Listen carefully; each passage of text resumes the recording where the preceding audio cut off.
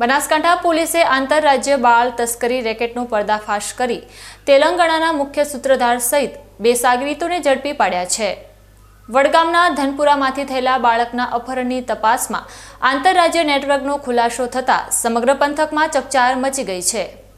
Banaskantha police દ્વારા આંતરરાજ્ય બાળ તસ્કરી રેકેટનો પર્દાફાશ કરવામાં આવ્યો છે। વડગામ તાલુકાના ધનપુરા ગામ પાસેથી થયેલા એક બાળકના અપહરણના કેસમાં તપાસ કરતા પોલીસને અત્યંત ગંભીર અને મોટા રેકેટના પુરાવા મળ્યા છે। આ કેસ હવે માત્ર સ્થાનિક અપહરણ પૂરતો મર્યાદિત રહ્યો નથી, પરંતુ ગુજરાત સહિત મહારાષ્ટ્ર, દિલ્હી અને આંધ્રપ્રદેશ જેવા રાજ્યોમાં ફેલાયેલા એક મોટા બાળ તસ્કરી નેટવર્કનો પર્દાફાશ થયો છે। પોલીસે આ મામલે સઘન ઓપરેશન હાથ ધરીને માનવતાને શરમાવે તેવા કૌભાંડનો પર્દાફાશ કર્યો છે। શરૂઆતમાં પોલીસે સ્થાનિક કક્ષાએ તપાસ કરીને 3 શખ્સોની ધરપકડ કરી હતી અને તેમની પૂછપરછમાં આ નેટવર્ક દેશના વિવિધ ખૂણાઓમાં પ્રસરેલું હોવાનું ખુલ્યું હતું। ત્યારબાદ પોલીસે આંતરરાજ્ય તપાસ તેજ કરીને વધુ 3 શખ્સોને દબોચી લીધા હતા। આ કેસમાં આધુનિક ટેકનોલોજી અને એઆઈની મદદથી તેલંગાણાના મુખ્ય સૂત્રધાર મુર્ગન અને તેના 2 સાગરીતોને ઝડપી પાડવામાં પોલીસને મોટી સફળતા મળી છે। બનાસકાંઠા જિલ્લાના વડગામ પોલીસ સ્ટેશન વિસ્તારમાં 6 એપ્રિલના રોજ એક બાળકનો કિડનેપિંગ થયો હતો। તે બાળકને એલસીબી એસઓજી ડિવિઝન ઓફિસ અને વડગામ પોલીસ સ્ટેશનના ટીમ દ્વારા બહુ ઓછા સમયમાં અલગ અલગ ટીમો બનાવીને શોધવામાં આવેલ હતું।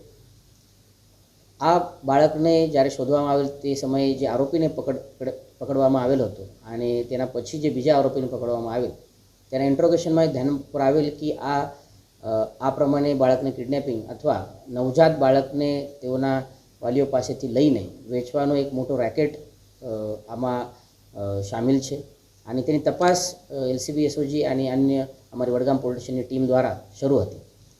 આ તપાસ દરમિયાન આ ધ્યાન ઉપર આવેલ કે તે જે એજન્ટો સાથે સંપર્કમાં હતા તેમાંથી એક કાયદાના સંઘર્ષમાં આવેલ બાળક હતું, જેની માતા અત્યારે આંધ્રપ્રદેશના રાજમંડ્રી જેલના અંદર બંધ છે બાળ તસ્કરીના જ ગુનામાં।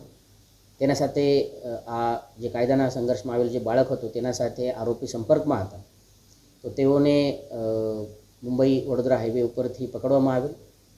તેઓ પાસેથી જે પૂછપરછ કરવામાં આવેલ તે પૂછપરછમાં ધ્યાન ઉપર આવેલ કે તેઓ એક મુર્ગન નામના આરોપી છે જેના સંપર્કમાં હતા। મુર્ગન દલાલ તરીકે એજન્ટ તરીકે કામ કરતા હતા। ટીમ બનાવવામાં આવેલ જેમાં એલસીબી એસઓજી અને વડગામ પોલીસ સ્ટેશનના લોકો હતા।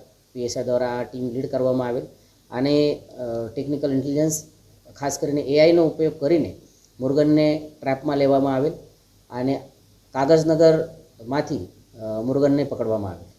મુર્ગન પછી મુર્ગનના સાથે 2 વધુ એજન્ટો હતા જેનું નામ કાસરાપુ તિરુપતિ અને કેલેટી ગંગાધર હતા। તે એજન્ટોને પણ પકડવામાં આવેલ। આ ત્રણેય આરોપીઓને પાલનપુર લાવીને તેઓની પૂછપરછ કરતા ધ્યાન ઉપર આવેલ કે આ લોકો પહેલાં જે જુદા જુદા આઈવીએફ સેન્ટર હતા તે આઈવીએફ સેન્ટરમાં જે સારા તબિયત ધરાવતા જે મહિલાઓ છે તેઓને પુરવવાનું કામ કરતા હતા, તેઓનો કમિશન લેતા હતા। પછી તેઓને ધ્યાન ઉપર આવેલ કે નવજાત બાળકો વેચવામાં આવેલ તો તેમાં નફો વધારે છે અને તે ધ્યાનમાં રાખીને તેઓ આ બાળ તસ્કરીના ગુના કરવાની તેઓની શરૂઆત કરી અને અત્યાર સુધી જે અમારા પૂછપરછમાં ધ્યાન ઉપર આવેલ છે તેઓ દ્વારા 8 જેટલા બાળકો, જેમાં ગુજરાતના બનાસકાંઠાના 2 બાળકો છે, મુંબઈ મહારાષ્ટ્રના 2, હૈદરાબાદ તેલંગાણાના 3 અને દિલ્હીના 1 બાળક છે તે વેચવામાં આવેલ છે। આમાંથી જે બનાસકાંઠાના 1 બાળક છે દાતા પોલીસ સ્ટેશન વિસ્તારમાં પોલીસ તરફથી સરકાર પક્ષ તરફથી ફરિયાદ પણ દાખલ કરવામાં આવેલ છે બાળ તસ્કરીના ગુનામાં, જેની તપાસ અત્યારે શરૂ છે।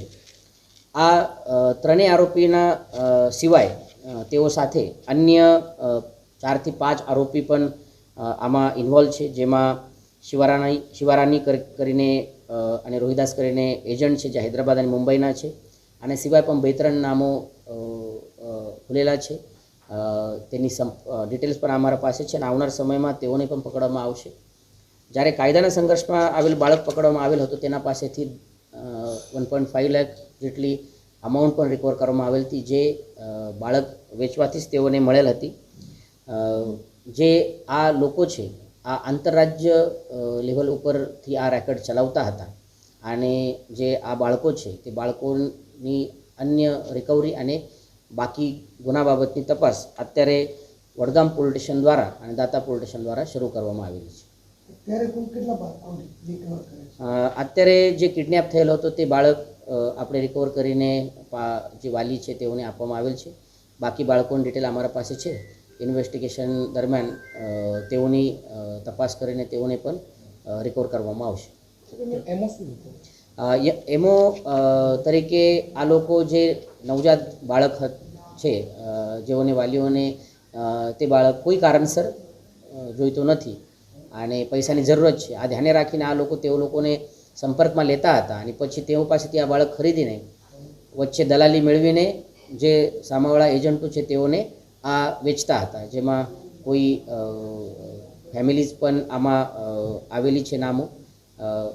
આ બાળકોનો ઉપયોગ આગળ કઈ પ્રકારે થતો હોય છે તેની તપાસ અત્યારે શરૂ છે, જે આવનાર સમયમાં કરવામાં આવશે.